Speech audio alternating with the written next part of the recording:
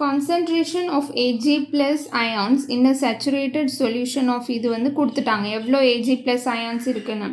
So consider நம்ம இதை எழுதிப்போமே Ag2C2O4 இது வந்து என்னதான் டிசோஷியேட் ஆகும். நம்ம டிசோஷியேஷன் எப்படி பண்ணணும், இந்த 1 வந்து இங்கே ப்ளஸ்ஸாக போகும், இந்த 2 வந்து இங்கே மைனஸாக வரும் அப்படிதானா. அப்போ வந்து Ag ப்ளஸ் C2O4 2 மைனஸ் இந்த 2 வந்து அப்படியே பின்னாடியும் மல்டிப்ளை ஆகும். ஸோ 2 எப்படி அயனைஸ் பண்ணணும்னு ஜஸ்ட் சொல்லியிருக்கேன் சரியா. இந்த 1 வந்து அப்படியே பின்னாடி போகும். ஸோ 1 சரி, எப்படி தான் அயனைசேஷன். இப்போ நம்மளுக்கு என்ன கொடுத்துருக்காங்க, கான்சன்ட்ரேஷன் ஆஃப் Ag ப்ளஸ் கொடுத்துட்டாங்க. இப்போ இதில் வந்து கன்சிடர், இப்போ ஒரு ஜஸ்ட் எக்ஸாம்பிளுக்கு நான் சொல்கிறேன். இப்போ இது வந்து ஒரு 0.1 மோலார் கான்சன்ட்ரேஷன் இருக்குதுன்னு வச்சுக்கோங்க இந்த என்டையர் அயான்.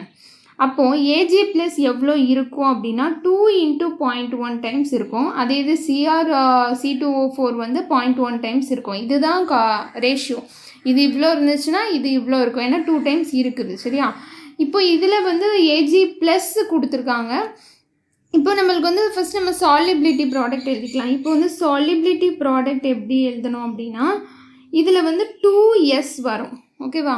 2s வரும். ஏன் இது வந்து கான்சன்ட்ரேஷன் வந்து 2 டைம்ஸ் ஆஃப் எஸ் இருக்கும்.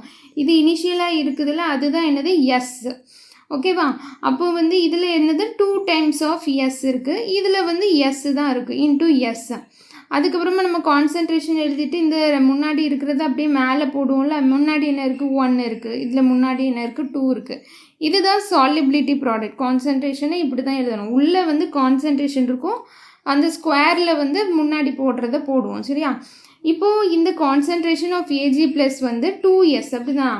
அப்போ 2s இஸ் ஈக்குவல் டு என்ன கொடுத்துருக்காங்க 2.24 × 10⁻⁻4 மோல் பெர் லிட்டர். நம்மளுக்கு 2s தான் கொடுத்துருக்காங்க, எஸ் கொடுக்கல, நோட் பண்ணிக்கோங்க ஓகே. அப்புறம் சாலிபிலிட்டி ப்ராடக்ட் கண்டுபிடிக்கணும். இதுலேருந்து ஃபஸ்ட்டு நம்ம எஸ்ஸை கண்டுபிடிச்சிப்போம்.